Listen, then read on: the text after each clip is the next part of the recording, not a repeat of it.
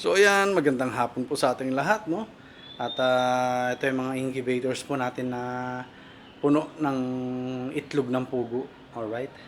Ito binuksan na rin po natin dahil maglo-load na po tayo ng itlog mamayang gabi. Okay? So calibrated na yan, 37.5 degrees Celsius. Okay? So, yun, bumili na rin po tayo ng premium blend, no? Premium blend ba? Tama? Para sa mga nasa ranging natin ng mga inahin, ayan, no?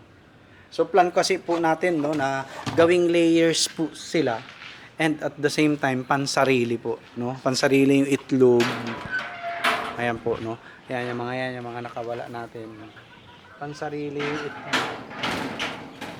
Ito sila, oh, nasaan ba sila? Ayan. Pinakain po natin sila ng semi-organic kaso intatapon lang nila, sayang, no? Ayan, no. Kinakaykay lang po nila.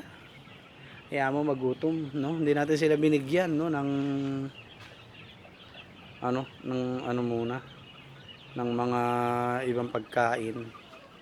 Yan muna kasi sayang yung gulay pero pala sana nag-feeds na lang sila tapos ng gulay. Itong bite po kamo nito, yung Asil Boston SBR Tornado natin. Ayan, mga oriental sweaters natin. Ayan yung mga yan, no. Yan, mga future layers po natin yung mga yan, no? At pambentang itlog, yes po. Ibebenta rin po natin yung itlog. Halimbawa, syempre marami sila 30 mahigit po ito, no? Pero yung iba maliliit pa. So yung iba po, pansarili, kukuha lang dyan, no? Sa mga pugaran nila. Ayun, pugaran nila yun. Ayun. Kukuha sa pugad nila, tapos the rest po ibebenta natin para mapapera, no? Para mapapera. Kasi mahirap yung pakain lang tayo ng pakain, tapos andyan lang sila, konsumo lang tayo ng konsumo ng pagkain, ng itlog nila, wala din, no? Wala rin po. So dito yung tatlo nating Asil Boston SBR Tornado. Wala ilaw yan, mamaya na natin titingnan. And ito yung panganay na Asil Boston SBR natin. May sipon po siya, kaya andyan dyan. Nanginayang ako kasi nag-iisa pa lang siyang lalaki, no? Nag-iisa pa lang po siyang lalaki. Tapos wala, hindi ko maharap magwalis muna. Ayoko magwalis, sayang nga energy ko. Itong mga nasa scratch pen po, napakain na rin natin, no? Yan. Okay, so kukunin na po ni bossing natin yung tatlo niyang yellow-legged hatch na nakakross sa Gilmore hatch po dyan, no? Tapos pag nawala na yon, okay na tayo. Hindi na po tayo tatanggap ng mga ipapabreed dito, no? Tapos palalakihin natin na sumasakit ulo ko. Ayoko na magkaroon ng manok ng ibang tao po rito, no? Oriental hatch at saka oriental sweaters na lang po. Alright. So sa ibang vlog naman 'yan, no? Lalo pag naglalaban na po 'yan, tsaka na natin gagawa ng content, no? Kasi nakita nyo naman na yan bisitahin nyo lang yung mga previous videos natin, pinakita ko yan isa-isa, mga oriental sweaters po natin, and ito yung pinaka priority ko, yan po talaga, kasi sila po yung nagbibigay ng active, no, na income sa akin araw-araw. Ayun, ang dami nila itlog, ayan, ang dami na rin bumagsak na itlog, no. So mamaya samahan nyo po ako mag egg collection tayo, ang dami, yun,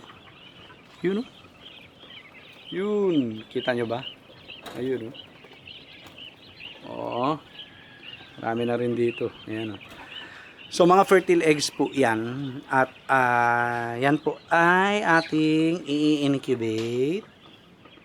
Yes po, i-incubate po natin yung mga itlog nila. Okay, at mamaya po maglo-load na tayo sa ating incubator.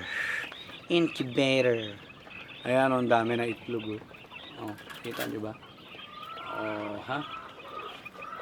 Marami na yan. Tapos nandoon pa, okay? So ito po mga to, ayun, yun, itlog yun, ayun. Ito po mga to, breeders po natin to, no? Load sa incubator, papisa, 18 days lang naman yan. Tapos may, bago mapisa po yung per batch, meron na tayong collection ng 4 days, 5 days, no? Tapos load na naman. Tapos kapag puno lahat ng incubator natin, lahat ng itlog na mapuproduce nila is pambenta na po natin, no? Para mapapapera pa natin. Ganun lang pong gagawin natin. Alright? So yan, mamaya na tayo mangunguha ng itlog. Samahan nyo po ako, no?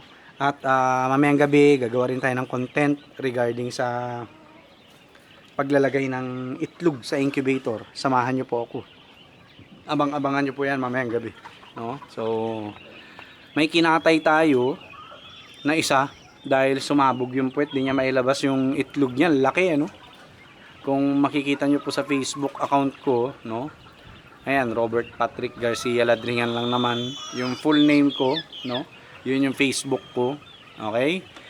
Hindi niya nailabas yung ano niya, yung itlog niya. Ang nangyari, sumabog yung puwet, no? Nung kinatay ko po. Ayun na, no? Kita ko laki ng itlog. Right? Yan, dami na nila itlog. Oh. Habang nagsasalita ako, may nakikita ko 4. Ngayon, 6 na. So, ayan po, yung mga ano natin, breeders. Alright. So, pag napuno na po natin tong ating DIY incubator. Kasi yung dalawang automatic incubator po, pakita natin. Yung dalawang DIY incubator natin, puno na po yan ng itlog. Nasa 200 plus na po yan, combine, no? 200 plus. So, ito, tansya ko po, tingnan natin mamaya, pero nasa 400 plus ang mailalagay po natin dito sa ating incubator, no? So wala pa pong tubig yan sa loob, no? Baso. Hindi mo natin lalagyan mamaya na. Okay? Kasi wala naman tayong ano diyan eh. Reader ng ano, humidity, no? Magbabase lang po ako sa humidity ng paligid, no? Ang pinaka-reliable po dito na may magandang reading ng humidity, ito pong bago natin. Yan. Hindi po basta-basta nagbabago at tumataas pa kung kwan, no? Tumataas pa. Depende po sa environment. Kaya diyan tayo magdedepende, no? Okay? Ito po kasi wala na, pababa na ng pababa yan. Bababa ng bababa. Tapos yun, lalagyan mo ulit ng tubig. Alright? So yan, puno na po yan, 200 plus. Ito naman mamaya, abang-abangan nyo po, no? So, yun. Abangan nyo rin po kasi mag-final selection po tayo sa ating, saan na ilaw? Ito. Yan. Mag-final selection din po tayo dito sa ating mga collection ng fertile eggs po, no? Kasi may mga hindi goods po dyan, no? So, samahan nyo rin po ako, no? Final collection, tapos incubation na rin. Alright? So, yun lang po. God bless po sa ating lahat. Ang init. Peace.